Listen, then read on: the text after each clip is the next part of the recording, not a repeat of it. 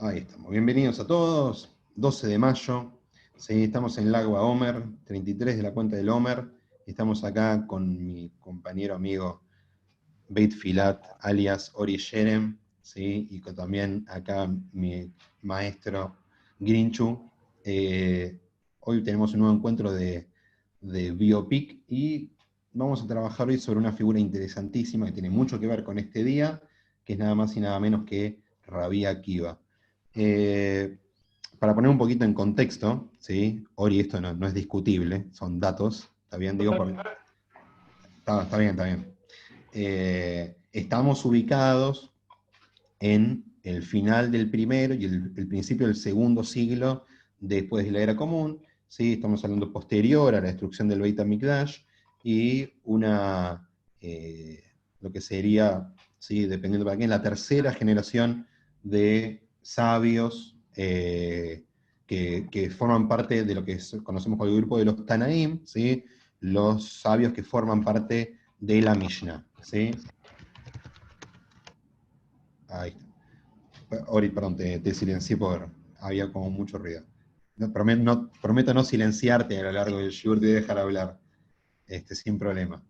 Eh, bueno, a ver, cuando hablamos de Rabí Akiva, sí estamos hablando de un rabino llamado Akiva Ben Yosef, y antes de empezar a discutir un poquito sobre su vida y sobre su época, ¿sí? Sus acciones y demás, quería mostrarles un mapita que venimos mostrando muchas veces, que tiene que ver con el orden, digamos, cómo van apareciendo los jajamim, para darle como un lugarcito a este Rabbi Akiva. Fíjense por acá, ¿sí?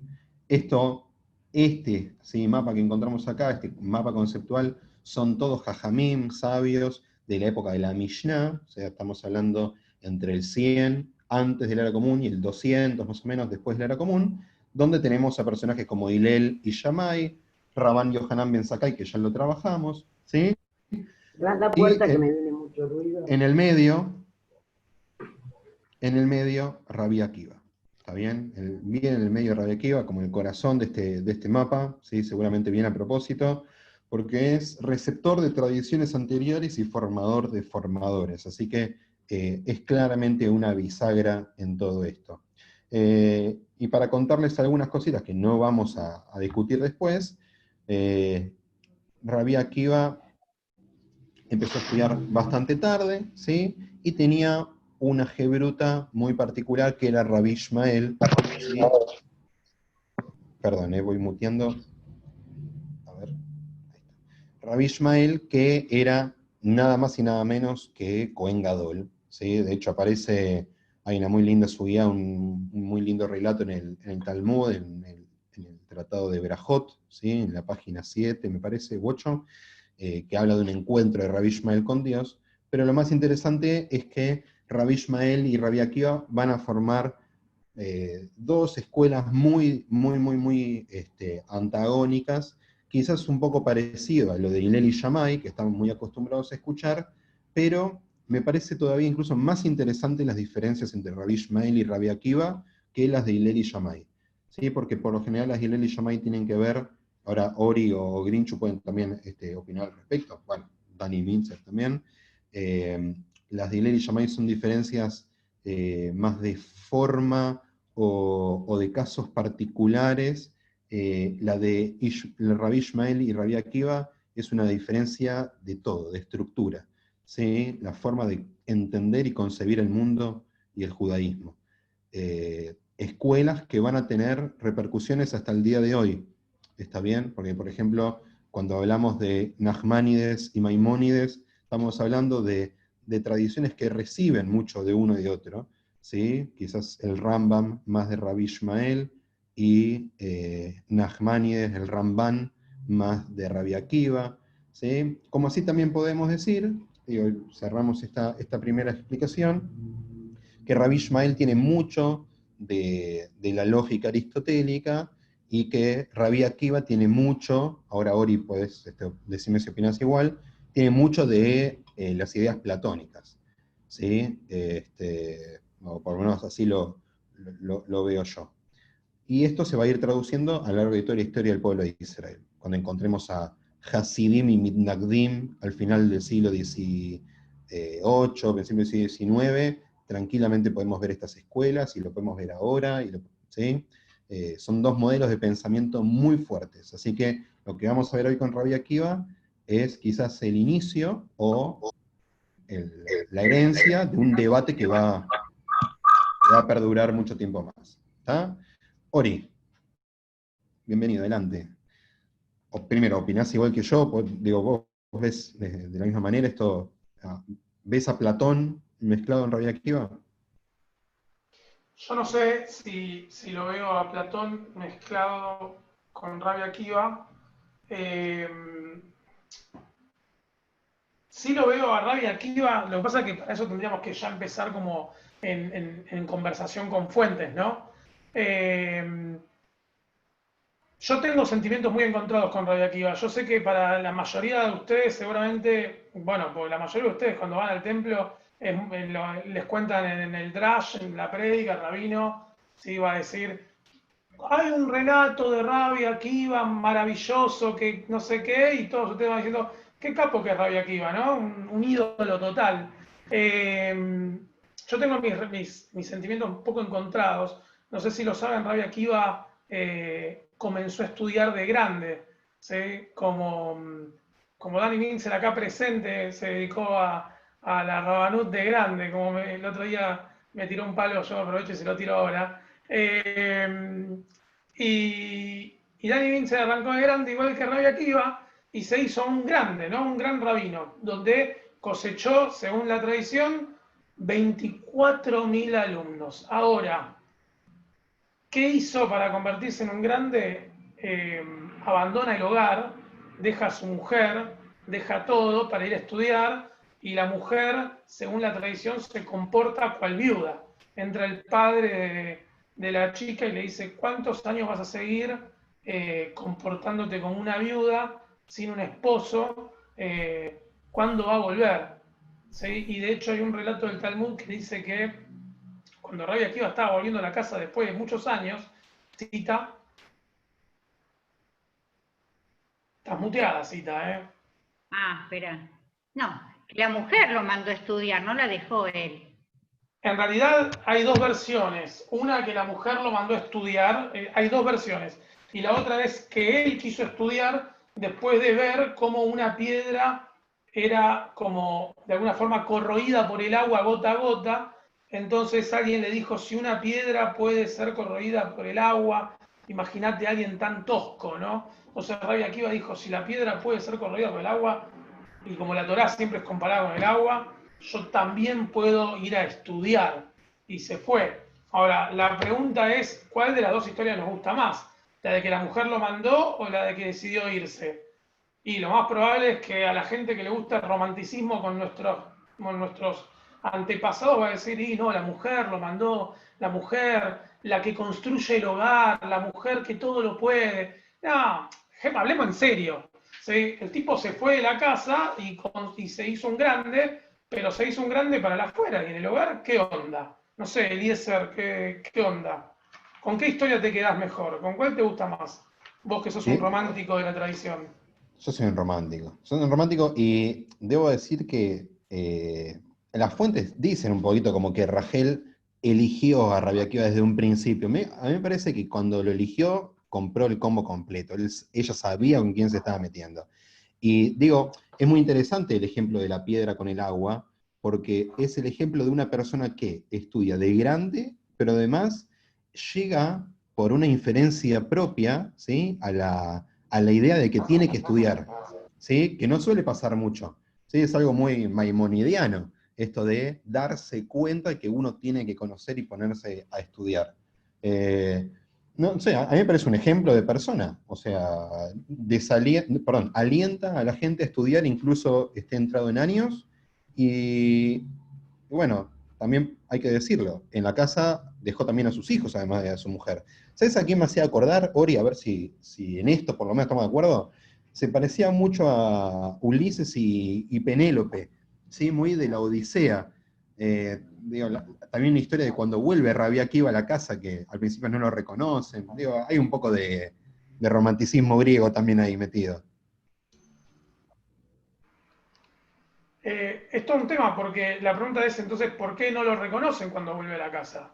¿Sí? Y uno también entiende que no lo reconocen porque estuvo ausente un montón de años. De hecho, el Talmud dice que estaba volviendo Rabbi Akiva a su casa y cuando se acerca a la puerta escucha una discusión de su suegro con su esposa, esto que le decía: ¿hasta cuánto tiempo vas a seguir comportándote como una viuda? Y ella decía: bueno, yo si tengo que esperarlo un poco más, lo voy a esperar. Y Rabbi Akiva ni siquiera entró a su casa, dijo: esta es la mía, se dio media vuelta y se fue otros años más, ¿sí? Entonces, acá es: ¿cuánto es mi compromiso con una mujer que me dio todo para que yo pueda llegar a ser lo que fui? ¿Cuál es mi compromiso? ¿Qué es lo que estoy haciendo por ella? ¿Sí? Convengamos que al suegro, típico suegro, no le gustó jamás Rabbi Akiva.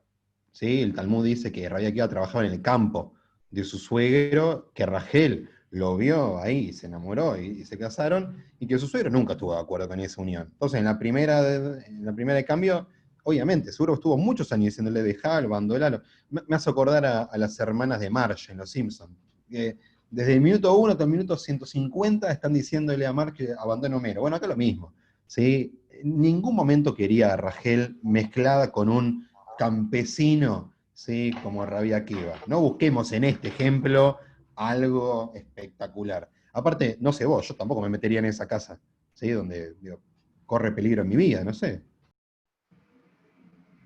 No sé qué peligro corre si no se metió nunca en la casa, en realidad. Se fue. Pero bueno, más allá de que se fue, se tomó el palo, decidió hacer una vida hermosa de Torá, dejando a su familia librada al azar. ¿Por qué me choca? ¿Por qué digo que me choca? Porque ¿cuántas historias hemos visto en la vida real de hombres que abandonan el hogar y no les importa más nada de lo que pase con la familia, ¿sí? Entonces, cuando ponemos en la balanza Rabbi Akiva, tenemos que poner todo en la balanza, lo bueno y lo malo de Rabbi Akiva. Pero sí también es verdad que Rabbi Akiva va convirtiendo no solamente en un erudito de la Torá, sino que en un líder. Un líder, hasta yo me atrevo a decir que era un líder más que espiritual, político, militar, más que espiritual, un líder... ¿cómo explicarlo? Era más... sí, Mira, por ejemplo, para esto que decís, es muy interesante. Nosotros ya trabajamos sobre Rabén Yohanan Ben Zakkai, por ejemplo, y ya vimos que dos de sus alumnos más predilectos, ¿sí? De los que quedaron después en la academia, fueron Rabbi Eliezer y Rabbi Yoshua, los que siempre discutían, ¿sí? De hecho, Rabbi Yoshua es el que discutió con Rabban Gamliel, sí, todas cosas que ya estuvimos viendo en algunos shiurim, ¿sí? Rabbi Akiva se metió de lleno en esa generación.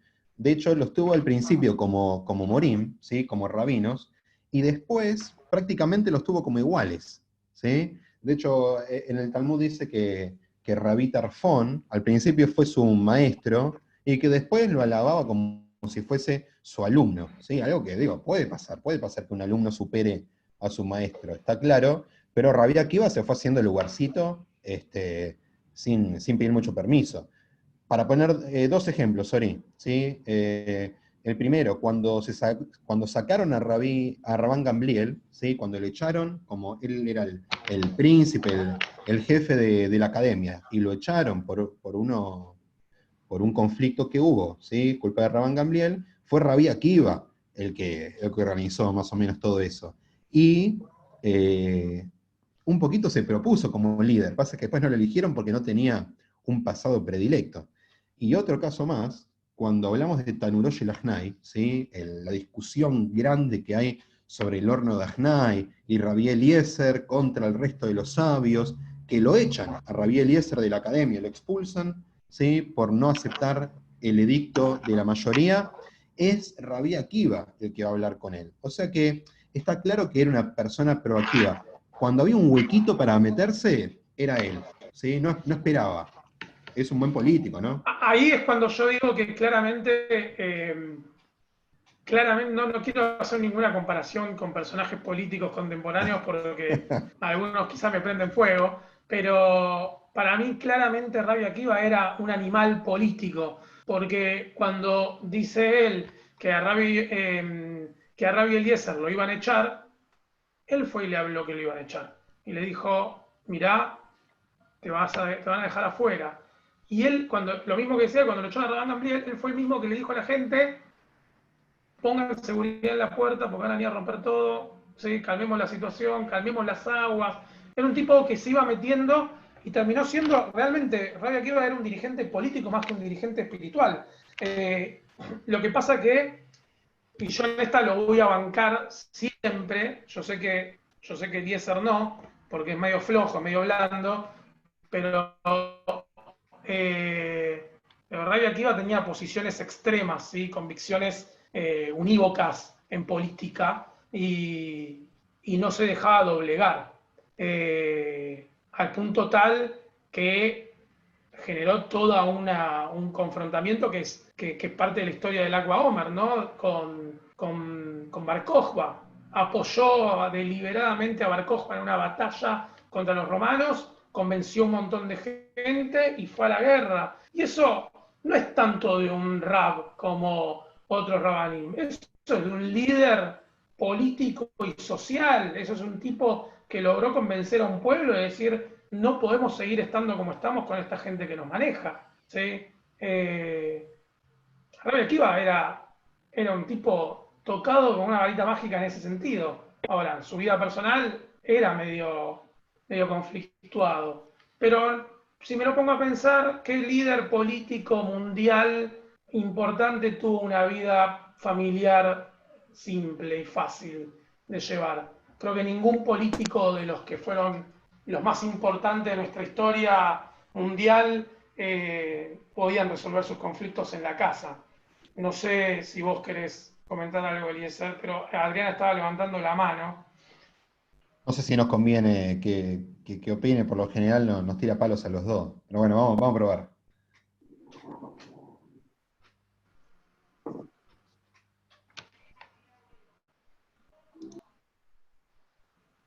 Esta vez es para vos, Agus, la pregunta. Viene a colación de la clase de ayer que estuvimos hablando de juzgar a las personas de una forma objetiva y que dimos, ¿te acordás? Muchos ejemplos de personajes bastante nefastos para la historia, pero que habían hecho cosas copadas y había que reconocerlos por eso. Y mi pregunta es, ¿por qué cuando hablamos de los sabios del Talmud te cuesta tanto reconocerles la parte mala? ¿Por qué siempre cuando son los sabios del Talmud son hermosas personas divinas y nos olvidamos de que también se podían equivocar? Lo digo porque vos mismo te dabas ejemplos de otras personas diciendo hay que tener en cuenta siempre que son humanos. ¿Por qué los sabios del Talmud para vos no lo son? Mira, ¿sabés con quién comparar? ¿Sabés en quién estaba pensando cuando recién hablaba Ori? Que un gran político que tiene problemas personales, Nelson Mandela, ¿sí? En la casa un montón de problemas familiares, digo, la familia, iba a decir una palabra no apta para la grabación, una familia no tan orgánica, ¿sí? Por circunstancias que van pasando, obviamente algunas que dependían de él o no, pero uno elige juzgarlo o verlo como líder político. Después su rol familiar es otro, ¿sí? Y en este caso veo lo mismo. Si bien no coincido con Ori, para mí él fue un gran líder incluso de familia, porque guió a sus dos hijos, ¿sí? Por lo menos los que se menciona, de forma espectacular, y su relación con Rachel es una de las relaciones más lindas que podemos encontrar en el Talmud. Entiendo porque que, bueno, no hubo relación, es una relación linda porque no tuvieron ni que hablar. Si no, se Te iba a decir eso. Si vos tenés una relación en la que no te hablas durante años, te vas a llevar bárbaro. No te puedes ni pelear si no te hablas. Bueno, hay que probar. Nada, mentira. Hay otras menciones.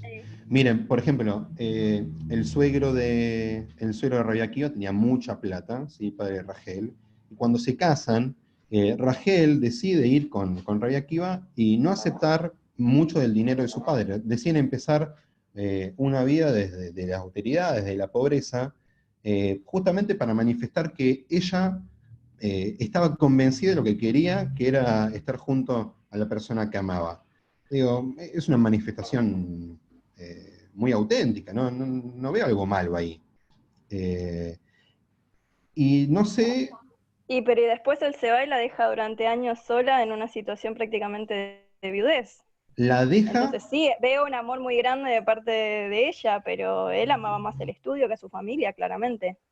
La frase Está la perfecto deja... igual, ¿eh? Está perfecto que lo haga, pero Sí, pero la frase la hay que deja... reconocerlo. La frase la deja implica que ella no estaba de acuerdo. Y eso es lo que no llego a terminar de resolver en mi cabeza. Para mí, sí estaba de acuerdo. Para mí, por lo que veo en las fuentes. ¿Sí? Pero quiero contestarle también a Ori con esto, porque digo, hacerse lugarcito en la política y en el liderazgo del pueblo de Israel en ese momento es una cosa. Ahora, que todas las decisiones que haya tomado están bien, no, ahí ya no acuerdo tanto.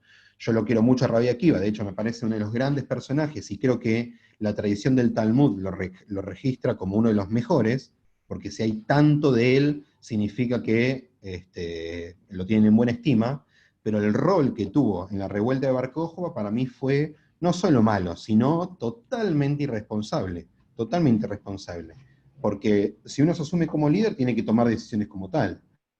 Ori, no sé qué te parece a vos, pero No, ponerse a luchar, pero ponerse a luchar contra el Imperio Romano, ¿sí? Que como que hoy Timbuktu se ponga a luchar contra Estados Unidos, digo, no es una cuestión de valentía, es una cuestión de estupidez. Bueno, Vietnam ganó la guerra con Estados Unidos. Sí, pero Vietnam luchó primero con Francia, no con Estados No Unidos. hay, para mí es al revés, para mí la batalla que se pierde es la que no se lleva adelante. Yo creo completamente eso, ¿sí? Eso es lo primero. Lo segundo, recién comparabas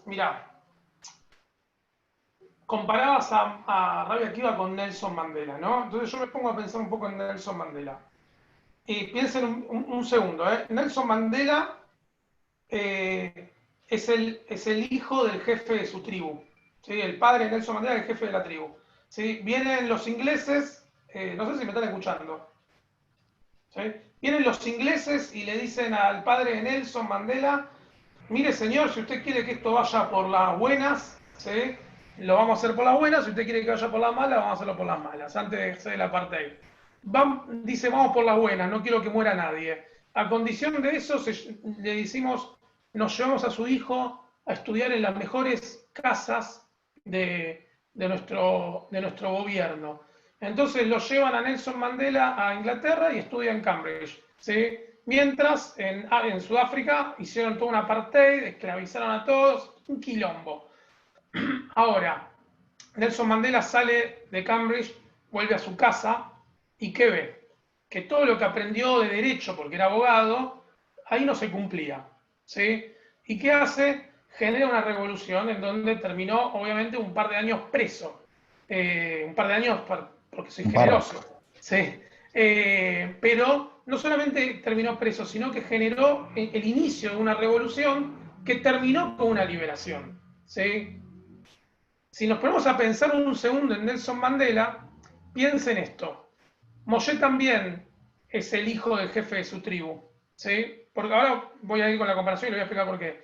Moshe es el hijo del jefe de su tribu, de Amram, del pueblo de Leví, ¿sí? No solamente eso, se crió en la casa del faraón, se crió en la casa del que vino a conquistarlos, ¿sí? Se crió, se educó ahí, y cuando salió, vio que todo lo que le pasaba al pueblo estaba mal, y llevó adelante la misma batalla, ¿sí? Todos los mitos de los héroes son muy parecidos, y obviamente creo tanto en la historia de Moshe como creo en la de Nelson Mandela.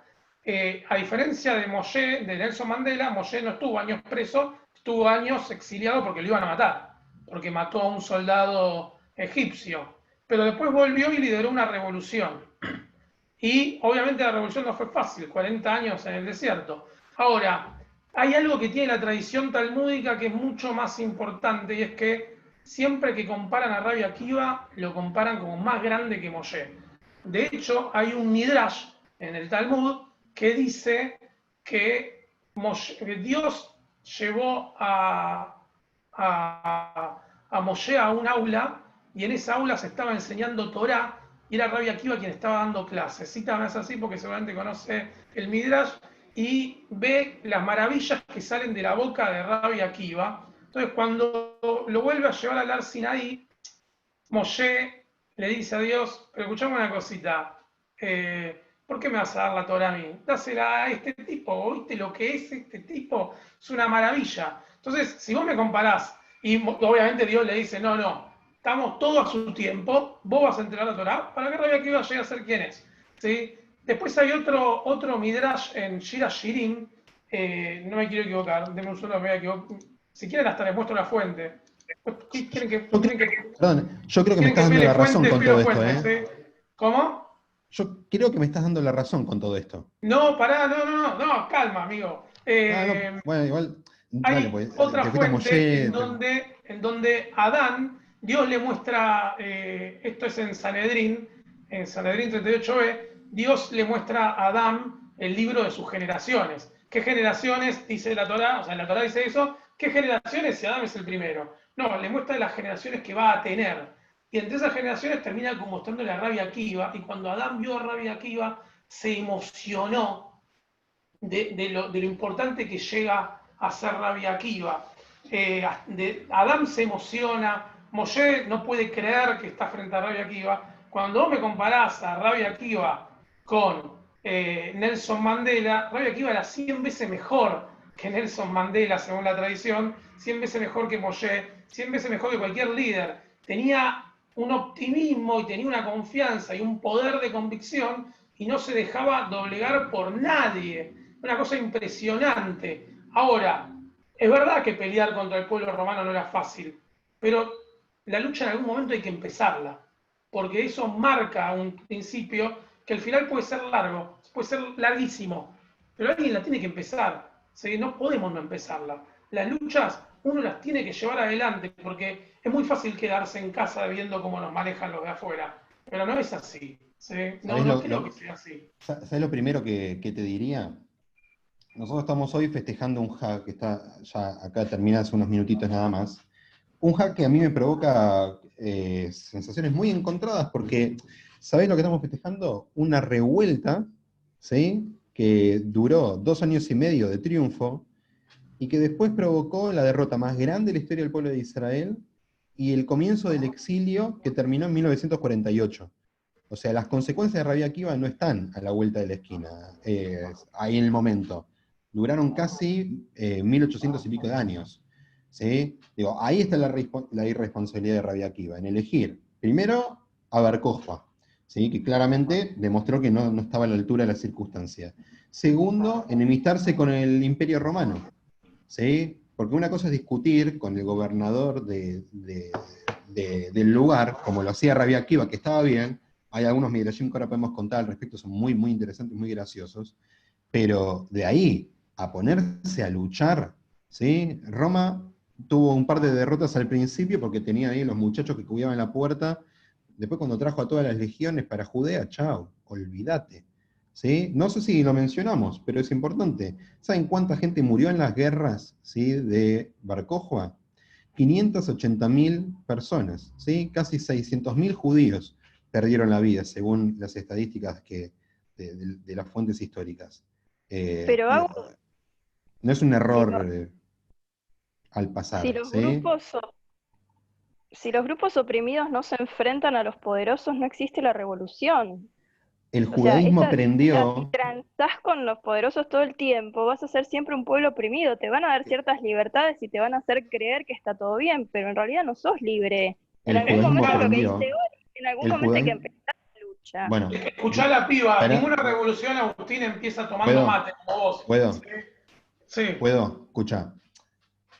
Lo que hizo el judaísmo organizado, no el intento de Rabbi Akiva aislado que terminó en desastre, sino el judaísmo que estaba organizándose, fue mucho más efectivo que la guerra de Bar Kokhba.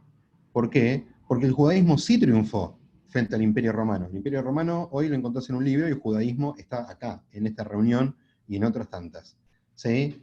¿Por qué triunfó? porque lo que se dieron cuenta, que más que ir a pelear una guerra, lo que había que hacer era formar y dejar bien claro cuáles eran los valores del pueblo de Israel, y lejos de pelear una guerra, lo que se hizo al final del segundo siglo, ¿sí? Después de la era común, fue escribir la Mishnah, pasar a escrito las enseñanzas de los sabios. Eso fue muchísimo más efectivo que cualquiera de las espadas de Bar Kokhba. Y Rabbi Akiva sabía esto, ¿sí? Pero no le dio importancia, decidió apoyar una revuelta. Una Pero- cosita más. Lo que pasa que, lo que pasa una que es cosita muy más. fácil Una hablar. más, Sí, esperá, dale. una cosita más. Esto, hay algunas fuentes que lo prueban, ¿sí? Históricamente, y algunas que lo dejan medio en duda, pero la destrucción del segundo Beit HaMikdash, ¿sí? En el 70 después de la era común, dejó un sentimiento de como que se podía llegar a conseguir la aprobación romana para volver a construir un templo, ¿sí? Había como un sentimiento en el aire de que podía aflojar el Imperio Romano y que esto se logre. De hecho, cuando vimos la de Rabban Gamliel, cuando Rabban Gamliel viajó con Rabbi Akiva a Roma y consiguieron, ¿sí?, el visto bueno de los nuevos emperadores romanos, de la nueva dinastía, esto parecía un poco más lograble. De hecho, les dije recién que el compañero de estudio de Rabbi Akiva era un Cohen Gadol, Rabbi Ishmael. O sea que había un sentimiento de que podía volver, ¿sí? Rabbi Akiva tiró todo eso a la basura, no importó, Pero, no lo consultó, ¿sí? Agus, A consulta. eso le responde Rabbi Yohanan Ben Torta, una cosita, lo último dijo.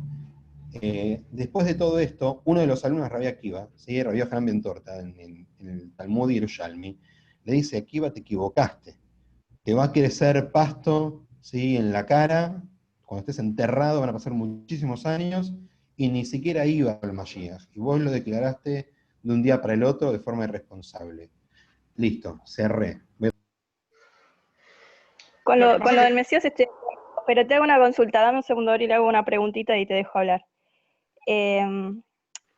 Si Rabbi Akiva se equivocó tan feo porque murieron un montón de personas por sus acciones, ¿por qué para vos Ben Zakkai es un genio cuando por su acción murió una ciudad entera?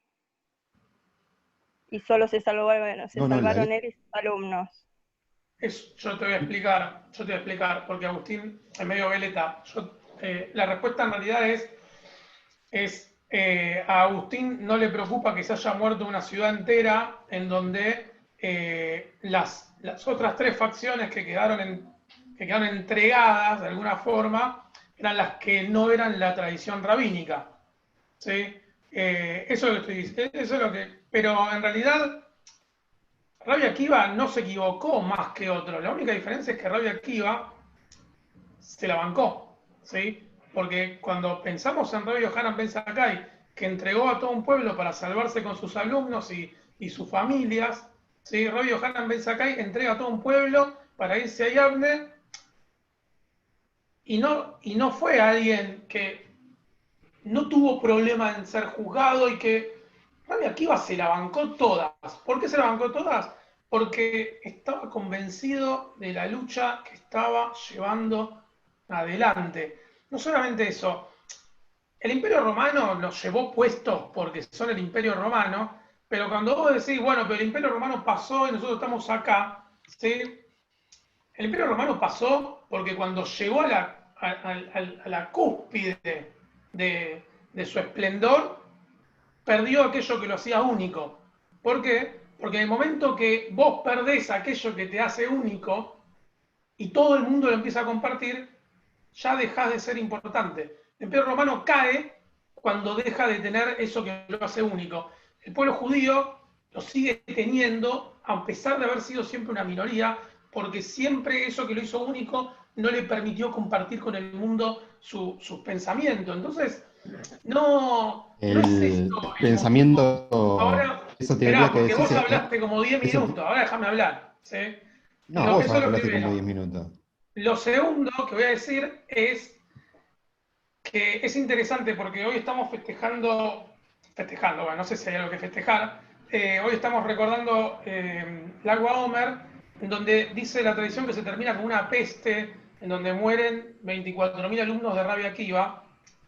La palabra peste está como medio rebuscada, porque el Talmud en muchos casos encubre algunas palabras y usa metáforas porque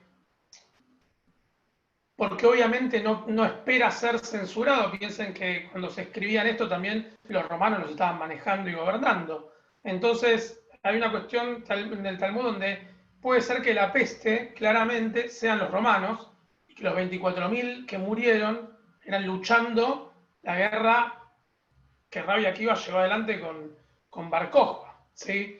No lo estoy diciendo yo, no es que es algo que inventé yo, ¿sí? Lo que estoy diciendo. Pero lo interesante acá es que si estos 24.000 apoyaron a Rabbi Akiva no era un pibito improvisado, ¿sí? Salió mal, pero yo sí creo realmente que era un tipo que podía llegar a entender a las masas, era un tipo que era más knack and pop que la mayoría de los rabinos que estaban en la época talmúdica, donde se preocupaban más por lo que pasaba dentro de la yeshivá que por lo que le pasaba al pueblo en sí. De hecho, hay una fuente, se la voy a mostrar, que dice así, en este Shir Hashirim Rabá, dice así, miren, un día el rabino Akiva llegó tarde al Beit Midrash y se sentó al aire libre, ¿sí? Y se hizo una pregunta sobre un asunto en particular. ¿Es esta la ley? Dijeron, la ley está afuera. Nuevamente surgió una pregunta y le dijeron, la Torá está afuera.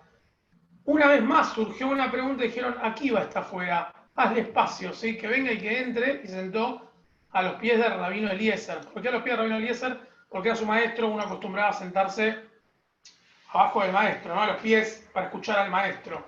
Pero cuando Rabbi Akiva dice la Torá está afuera, significa que es más importante lo que le está pasando al pueblo que lo que le está pasando a la gente adentro de la yeshivá, ¿sí?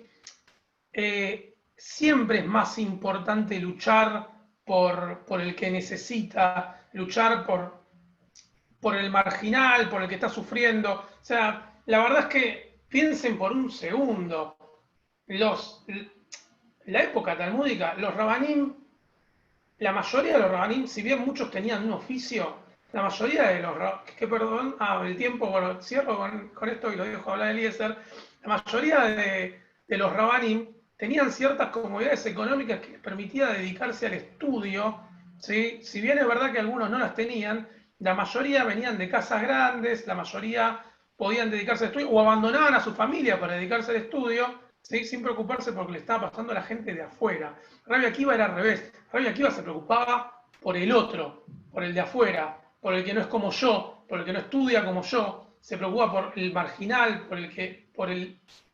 por todo eso. Entonces, ¿cómo no me va a caer mejor Rabbi Akiva que a pesar de que llevó adelante una guerra que duró 2 años y medio, la estabilidad después volvió a caer? ¿Cómo no me va a sentir importante un tipo que se la jugó por el pueblo y no por un grupo de gente que se quedó en su casa, cual grupo radical, ¿no? Como los radicales que se pasan en el café tomando cafecito, hablando de cómo el mundo debería estar mejor y no hacen nada, ¿sí? ¿Cómo me va a preocupar? Aguante Rabbi Akiva, por favor. ¿Listo? Dale. No, porque la próxima si es monólogo, digo, yo, lo publicitamos así. Ah, pausaste para mangiare. Bueno. Es mi almuerzo. Primero quiero hacer una aclaración, ¿sí? Digo, estamos discutiendo muchas cosas y muchas cosas son debatibles. No está ni cerca de ser comparable el caso de Yohanan Ben Zakkai con el Rabbi Akiva. ¿Sí? Acá históricamente hablando, lejos de las opiniones. Yohanan Ben Zakkai era nadie en Yerushalayim, era nadie. ¿Sí? Pidió salir para poder salir él, ¿sí? Y poder dar paso a abrir una generación de rabinos que estudien fuera. ¿Sí? En el caso de Rabbi Akiva, él era un líder, ¿sí? A partir de sus propias acciones. ¿Tá? Y algo importante con respecto a esto. Hay un pasuk de Teilim, que algunos conocerán seguramente del Alel, que dice, Lo ameitim y aleluya, ¿sí? No son los muertos los que alaban a Dios. Esto es una máxima del pueblo de Israel. cuando nos dice Waharta Bajaim, elegirás la vida, cuando nos dice Pikuach Nefesh, es porque la única forma de cumplir mitzvot es estando vivo. Y Rabbi Akiva sabía esto, de hecho lo puso en práctica muchas veces y lo enseñó muchas veces, pero en este momento no lo enseñó así. ¿Está bien? Porque él prefirió dar paso a aquellas mitzvot que dice el halajá que uno debería morir en vez de transgredirlas. ¿Sí? Él entendió que este era el caso, y no lo era así. Parece que él tiró por la borda el trabajo de otros, creo que sin consultar, porque tampoco él tenía, ¿sí? Él apoyó a Bar Kokhba, él no era Nasí, él no era príncipe, él no era Ab Beit, no era jefe del tribunal, no era Rosh Sanedrín, no era líder de la asamblea, de la academia, no tenía ese puesto, no lo tenía, ¿sí? Pero él sabía que todo lo que salía de su boca iba a tener consecuencias. Creo que ayer, Ori, estudiando Brajot, o por ahí Dani, ¿te acordás? Estudiando Brajot, habíamos visto que uno es preso de sus palabras. Una frase que decía así, algo así como, los oídos escuchan lo que sale de la boca. O sea, si sale de la boca, te tenés que hacer cargo. Me parece que acá Rabbi Akiva le erró, ¿sí? Porque la única forma de poder construir un futuro es estando vivos. Y creo que el judaísmo, termino con esto, si te doy la palabra, Ori, el judaísmo me parece que aprendió de esta experiencia, porque a partir de este momento, también hablando de un texto que estamos trabajando con los chicos estos días de Tzvilam, aprendió a desligarse, ¿sí? De tener que salir a guerrear para defender tu propia identidad y darte cuenta que defender tu identidad a veces puede ser ponerte a estudiar, ¿sí? Algo que les recomiendo hoy, ¿sí? No solamente se defiende la identidad judía peleando en la tzavá, se defiende también cumpliendo mitzvot y estudiando Torah, ¿sí? O preocupándose por la continuidad del pueblo de Israel. ¿Está bien? No sé qué opinas, Horacio. ¿Terminas de comer o si no sigo? Sí, no sé si estoy tan de acuerdo. Esto de que estando vivos es la única manera de lograr las cosas. Difícil comer kasher. Muchos personajes históricos han logrado más cosas muertos que vivos. ¿Sí? Por ejemplo. Porque estoy tratando de pensar en este momento, porque te escucho a otro que pensar en vivo y en directo. Pero es verdad que la muerte de grandes personajes históricos han generado grandes angustias y también batallas para salir a pelear por derechos o por situaciones o por libertades.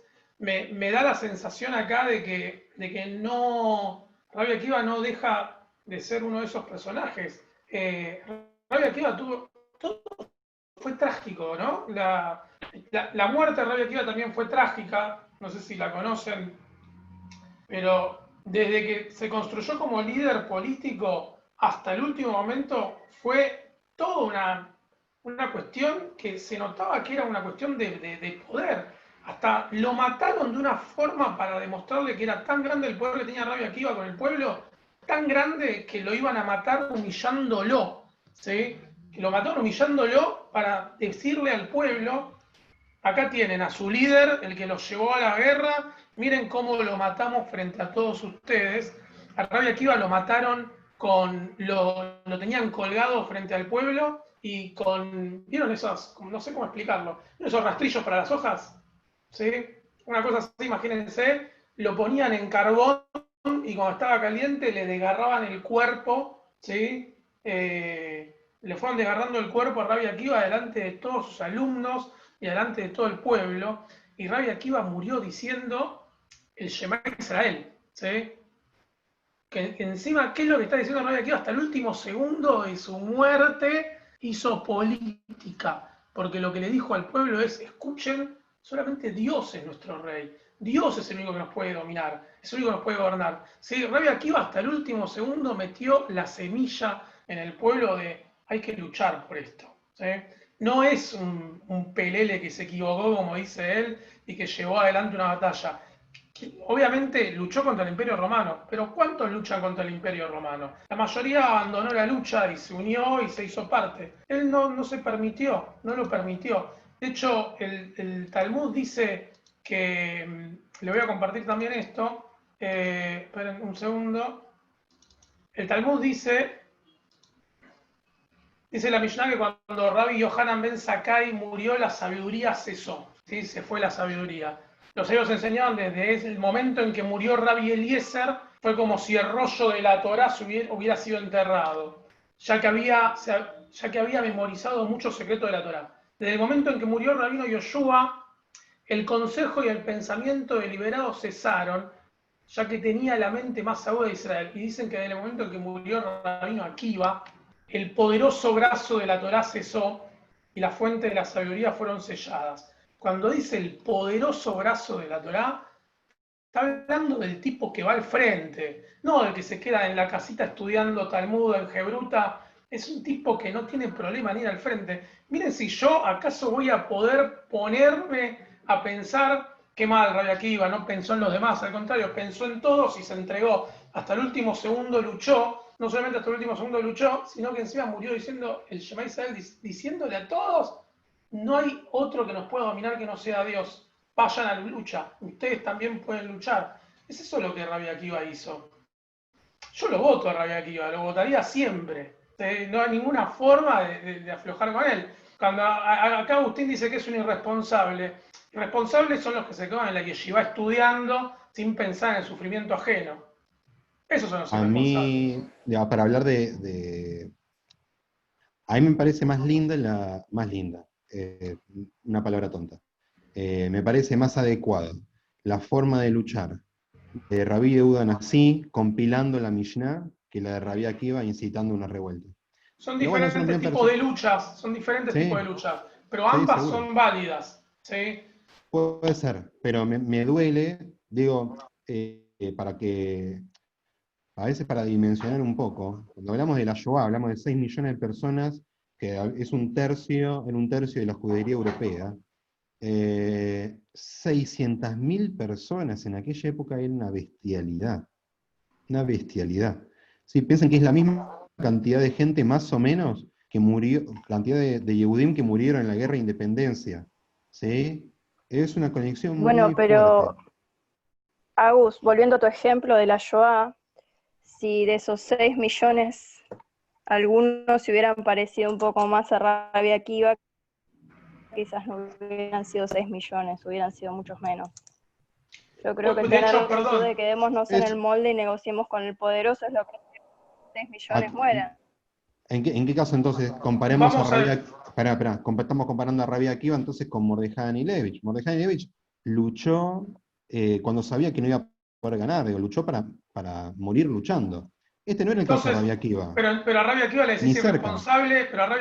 irresponsable, y a Mordejai Angelevich lo tratás como un héroe. Entonces, dale, No, no, Dani no, Mintzer, no. si vas a poner paz acá, rompo todo.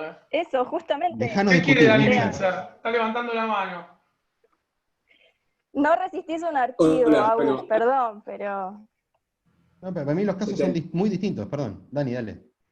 no, un tema. Primero, o sea, les juro que me da ganas de decir Yeheyanu, porque cuando los veo a Ori, a Agus y a Sebastián y a Benjamín, o sea, y pienso esta escena dentro de 10 años con 10 rabanim sabios, con 4 rabanim sabios y yo habiéndolos escuchado en este momento, o sea, les juro que me da ganas de decir Yeheyanu. Primera aclaración. Segundo, yo creo que lo que tenemos que hacer es mirar como las distintas caras que tienen todos estos personajes, porque tienen todos distintas caras. Entonces, de repente, o sea, yo no sé, o sea, yo estoy más del lado de Yohanan Ben Zakkai que del lado de Rabbi Akiva. Aquí vos hace un ratito, Ori, dijiste, bueno, como elemento familiar, como, o sea, digamos, como que en una época rara donde, hace un ratito vimos, o sea, hablamos de Rabban Gamliel, que Rabban Gamliel, digamos, no se acostó con la esposa para decirle Shema, o no se bañó, o sea, se bañó cuando murió la esposa, o sea, todos, yo creo que cada uno tiene como todos tienen muchos ángulos. Entonces después cada cual se engancha con el ángulo de quien más le gusta. O sea, Rabbi Akiva fue un tipo que cambió el judaísmo para bien para siempre, pero al mismo tiempo tiene alguna responsabilidad en la guerra, digamos, de Bar Kokhba, que sabemos que, o sea, por lo menos el resultado no fue bueno. Después, por el otro lado, Rabbi Yehuda Nasi, como dijo, o sea, digamos, como era un tipo soberbio, todo el mundo dice, un tipo que eligió que todas las Braitot no estén y que las Mishnayot estén, pero generó algo.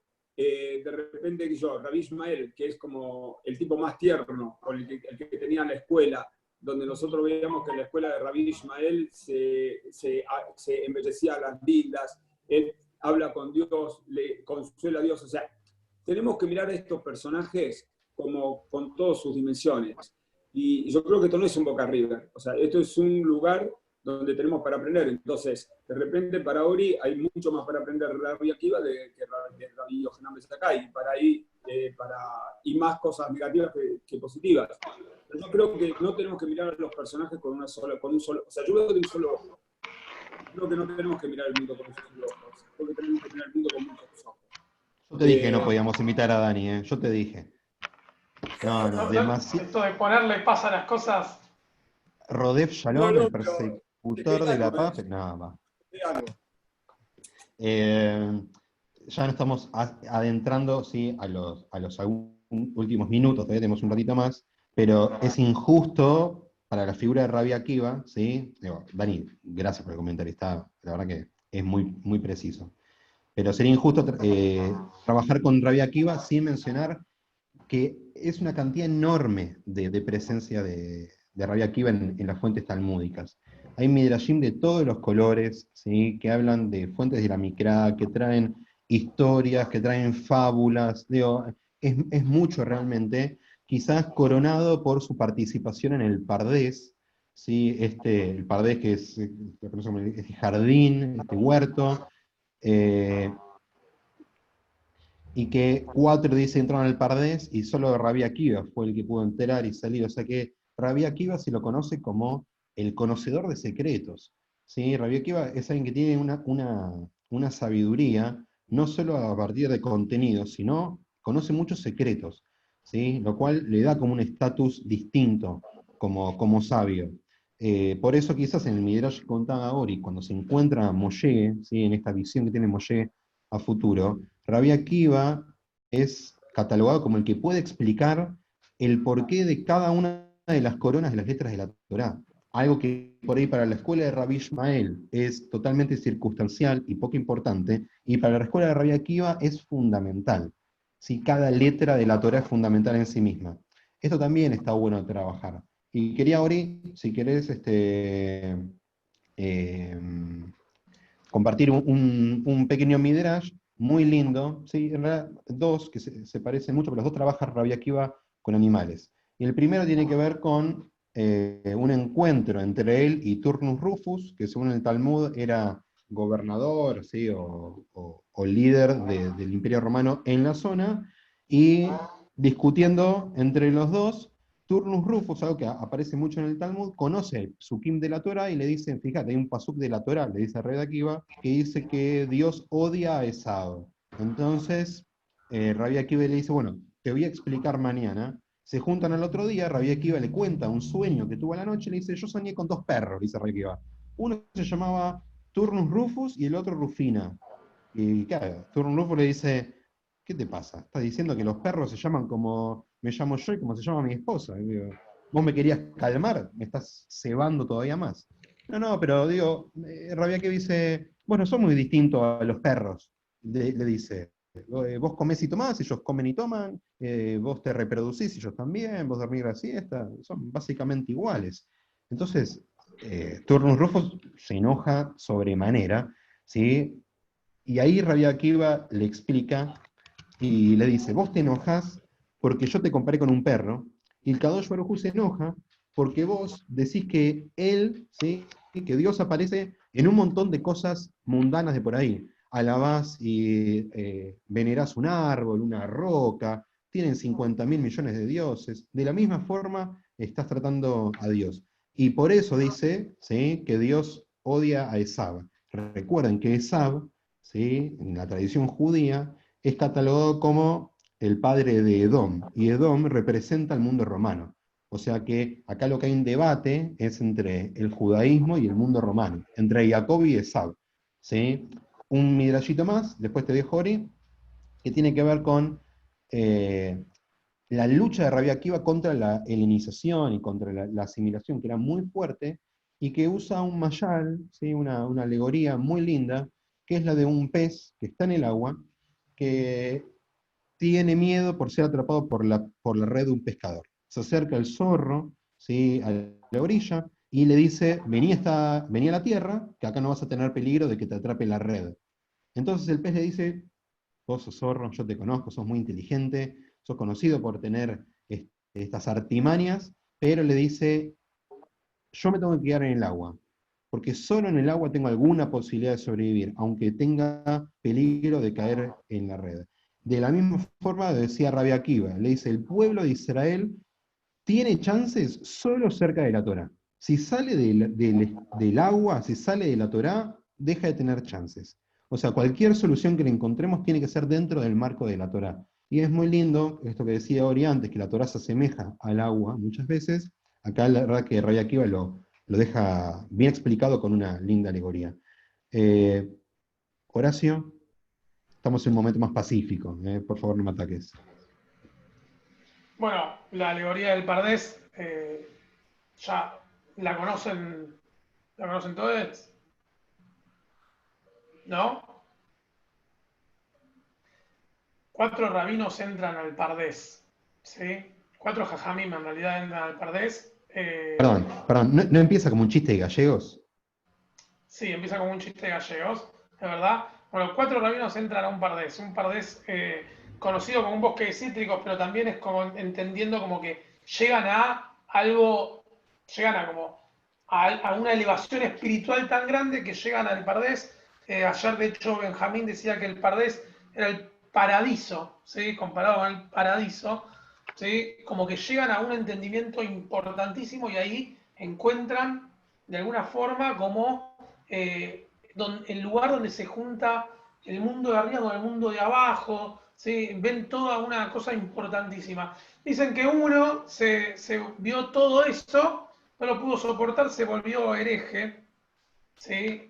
Tengo mis dudas igual. Después dicen que otro vio todo eso y se suicida, otro no sale, ¿sí? No logra salir de ahí. Y el cuarto fue Rabbi Akiva. Rabbi Akiva sale y no dijo nada de lo que vio, ¿sí? No sé si alguna vez leyeron el Aleph de Borges, ¿sí? Pero esta es muy parecida a la metáfora del Aleph de Borges, en donde Julio Argentino encuentra el Aleph, que es como una bolita de zafiro, similar a la que dice el profeta de Hezkel, entre el escalón 17 y el 16, no me acuerdo si es el número de escalón, y que cuando ve el Aleph, ve todo, ¿sí? Todo significa todo lo que va a pasar, es como que entendió y tuvo un gran entendimiento de todo lo que iba a pasar. ¿Y qué hace Julio Argentino? Sale de ahí, va a su casa, escribe todo lo que ve, todo, absolutamente todo lo que vio, y no podía parar de escribir toda la información, no podía procesar todo, no paraba. Después decide tirar todo, ¿sí? Porque dijo, no, si yo le cuento al mundo cómo funcionan las cosas, el mundo dejaría de tener sentido a la vida, ¿sí? Después dice que Julio Argentino tenía necesidad de volver a ver el Aleph y dice, bueno, voy a volver a esa casa. Y cuando llegó a la casa la habían tirado abajo, ¿sí? Es similar a esta historia porque Rabbi Akiva pudo ver ese Aleph de alguna forma y nunca dijo nada. Y acá cuando a mí me dicen que Rabbi Akiva era un irresponsable, cuán responsable era que pudo llegar hasta lo más alto, ¿sí? Y no reveló ningún misterio, porque entiende que son cosas muy elevadas y que uno las tiene que descubrir por sus propios medios. Rabbi Akiva era un prócer, ¿sí? Como todo prócer se mandan tienen sus errores, ¿sí? Pero Rabbi Akiva era más. Yo no permito que alguien me diga que Rabbi Akiva es irresponsable, ¿sí? Solamente a Agustín se lo permito porque lo tengo lejos. Pero ¿Sabés qué pensaba de Ori? Viste que antes decía que se puede asociar al pensamiento de Rabbi Akiva con Platón. Se escucha. Te silencié porque no te puedo escuchar más, pero además porque se escucha un ruido de tu lado. Esto que decías del Pardés, mientras lo decía, estaba pensando en la alegoría de las cavernas, de Platón. Que ve, pero cómo le cuenta el resto. ¿Sí? Es muy interesante, porque podríamos pensar si Rabbi Akiva decidió no contar, o se dio cuenta que no tenía sentido contar, porque el resto no podría entender lo que él vio. Podría ser una posibilidad. Con respecto a lo que decís de él como líder, está clarísimo, es un flor de personaje Rabbi Akiva. Lo que a mí me queda picando es que, a mi gusto, a mayor conocimiento, a mayor posibilidad, a mayor capacidad de una persona, más es la responsabilidad que tiene para con el otro. ¿Sí? O sea, saber más, conocer más, tener un rol muy alto, implica todavía más responsabilidad. Yo le asigno más responsabilidad al presidente de un país que a, no sé, un niño, o una persona que acaba de salir de la secundaria. Eso es mi forma de ver. Bueno, me cansé de discutir. Digo, ya es demasiado. No sé qué No sé decimos. si alguien quiere opinar, decir algo, comentar, insultarnos. Se puede también, ¿eh? Pero piensen que Sí, está sí. saliendo en vivo.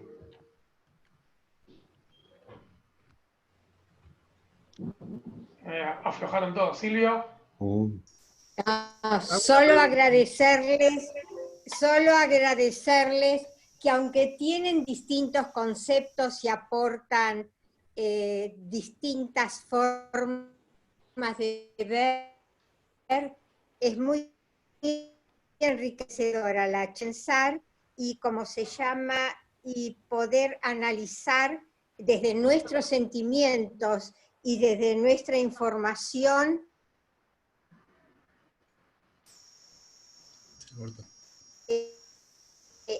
algo con otro criterio. Así que yo les agradezco.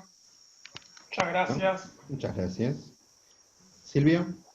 Sí, hago una pregunta. Vos dijiste en un momento de que Rabbi Akiva fue a Roma a negociar con los romanos, ¿sí? Si era un gran estadista y era un gran pensador, ¿no hubiese sido mejor decir, bueno, ya tengo la veña de los romanos, sigamos con el tema del judaísmo para adelante y que los romanos hagan su vida? Que Acá no tuvo la veña de los romanos. Acá habría que meterse un poquito quizás en historia de Roma, porque es muy importante para ver el trasfondo político de esto, los cambios que hay en Roma. ¿Sí? Digo, muchas veces hablamos de la historia del pueblo judío, pero la verdad que muchas veces dependemos de lo que pasa en los sectores centrales. Y la verdad es que los cambios dinásticos, los cambios políticos en Roma, influían un montón en todo esto. De hecho, la llegada de Adriano, ¿sí? Que no el jugador de fútbol, sino el emperador romano, al poder, cambió decisivamente la política con Judea, y eso también provocó una reacción muy agresiva frente a la revuelta de Bar Kokhba. ¿Está bien? O sea que no podemos otorgarle tampoco a nuestros rabanim, que para nosotros son lo más, las decisiones del mundo. ¿Sí? ¿Comentarios? ¿Algo más? Bueno. Gracias, sí, por aguantarnos. Perdón. No, pará, no cerremos.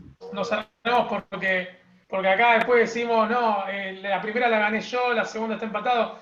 Levante la mano quien cree que Rabbi Akiva es un gran líder habilité político. para que se pueda votar. Levante la mano. Habilité para que se pueda serio? votar, Ori. ¿Dónde? Sí. Tienen unos botoncitos en la pestaña de participantes. ¿Dónde? ¿Cómo es eso? Tienen unos botoncitos. A mí me va a aparecer cuántos hay de cada uno. Los que dicen que ganó Ori van a poner que sí, es un tic verde, ¿sí? Un círculo verde. Los que dicen que gané yo van a poner el no, que es el... Uy. ¿A dónde se ve eso? En la pestaña participantes. Rojo, Donde dice verde, Ori. Tengo el celular, no lo puedo ver. En el celular puede que no sé. Así ahora dice levantar la mano. Sí, en el celular sí. No. En el celular si tocas la burbujita de participantes te aparece para votar. Bueno, por ahora viene complicada la votación. Agus, ¿quiénes sí, quiénes no? ¿Cómo sí, es el color? Ori, y corresponde... sí, verde Ori, rojo Eliezer.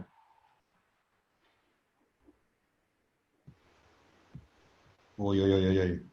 ¿Para qué me metí en esto? Guay, la idea. Estoy nervioso, estoy nervioso. Bueno, dígame cuándo cortar, porque no estamos votando todos. No está la Esto opción es de como una, voto. esto es como una No lo votación voy a en el decir. Congreso. Peor, esta es más importante. Sí, nosotros laburamos más. Escuchá. No está Sí. la opción de empate, Sí. Eliezer. No, la opción de empate es mandar una caja de chocolate a cada uno de nosotros. Ahora después arreglamos eso. Si quieren votar por empate, voten por Eliezer para darle un poco de changüí, por favor. Bueno, voy a decir lo siguiente. Igual, nada, Pero no es déjame personal, terminar. ¿eh? No es Pero personal, Agus. voy a decir cómo salió, pero déjenme terminar. 9 votos para Ori y 3 para mí. Pero a mí me votó Dani Mintzer, Benja y Grinchu. Ya está, yo me retiro. Ya está, ¿qué necesito? Me votaron Messi, Bueno, O sea, lo que te votaron Cristiano está Ronaldo. diciendo acá, escuchá, lo que está diciendo acá es que Me vos votó la sos más oligarquía. parecido a los jajamim de la yeshiva que se quedan con los que estudian con vos y yo me quedo más con el pueblo. Me Ahí votó la estamos. oligarquía, Tipo, me votó la oligarquía. es como que te voten tus amigos, es como que te vote tu mamá, Agus. No. No, chicos, Me vota, obvio. yo creo, chicos, creo. Quiero que sepan mis amigos que hoy me voy del grupo de WhatsApp, ¿eh? Sí, No, yo quiero decir que chicos, realmente tendríamos esto que es hacer un... un sheheyanu. Decís, Sí, yo no, quiero... Antes del Sheheyanu, déjame decir que fue un lujo esto. La 3/4 parte de la charla no entendí de qué estaban hablando. O sea, un nivel elevadísimo, terrible, porque pasearon absolutamente por todo. La verdad que es un placer. Un placer. Nada. Ojalá esto sea muchas así. Y un Chicos, placer aprender de muchas de ustedes. necesitamos muchas de estas. Adhiero totalmente a lo que dijo Grinchu. Muchas de estas. Estuvo hermoso. Gracias, Javerim, en serio. Hermosísimo. Bueno. Y gracias a todos que nos dimos onda entre todos. Biopic va a Hermoso. aparecer una vez cada tanto, no se preocupen. Vamos a cortar acá, así tienen tiempo para las 7:30, relatos talmúdicos. Gente, gracias. Se terminó la Gomor, pero bueno, Hags Mea, sí, que anden bien. Saludos.